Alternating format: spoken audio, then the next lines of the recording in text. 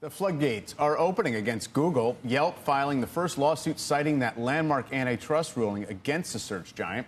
Yelp accusing Google of using its dominance to gain an unfair advantage.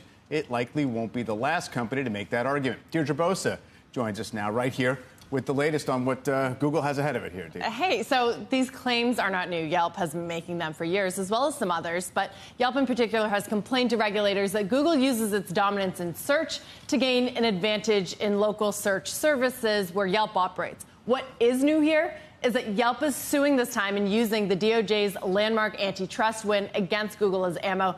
That decision gives Yelp and potentially other companies a framework to claim that Google is a monopoly.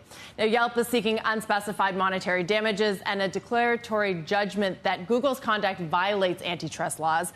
Google, in a statement, says similar claims were thrown out years ago by the FTC and recently by the judge on the DOJ's case.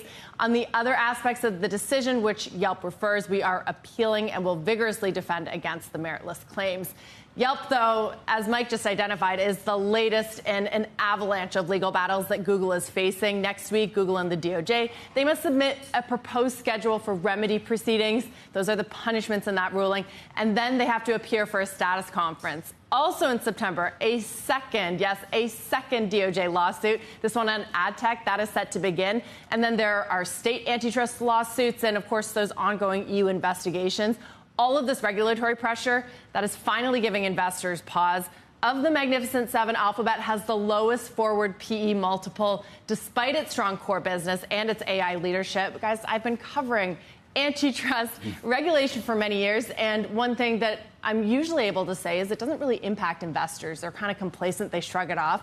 But I think for the first time, sort of in years, you're really seeing this impact how investors are valuing these companies. It doesn't until it does. How specifically does Yelp argue that Google's dominance hurts them? Specifically, like, how does it work in search that it's been an issue? So Google, like many of our other mega caps, are an ecosystem, a platform, right? So by running and having 90% of search, they can put their own sort of ecosystem products at the top. So when you're looking for local services, and Yelp says that more than half of the searches on mobile are actually with local intent, Google can put its maps up there, or its rating system, or when it created Google Finance, it can put that ahead of some other financial websites. Which rating system do you think is better, more accurate? Yelp?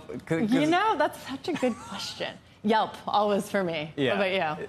Well, I always see whichever has more, you know, because you just figure, like, if one has 500 reviews and the other has 4 reviews, then it's like, I'm going to go with whatever the 500 people say. So, and maybe that's where that sort of scale helps Google, because they just have more reviews. People are going to look at this. Right. And if you think the quality is better on Yelp, that's really what they argue, is that Google may be easier to find, but Yelp has the better quality, and therefore Google's a monopoly, not giving you the best product, and that hurts. And then bigger picture, when you mention how investors are viewing this, even if a lot of the direct lawsuits don't necessarily result in different practices, you know, Google is now disincentivized to underscore its dominance and to sort of accentuate exactly the synergies within its model.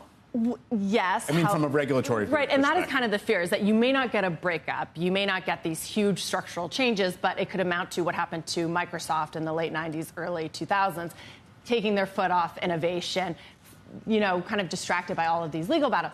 But the race here, it's artificial intelligence, Gen AI, and in that, on those terms, Google, by all means, seems to be leading. They're putting out Pixel-powered AI phone before even Apple is. And founders saying they're willing to bet the company on it in a way. Yeah, Dee, thanks very much.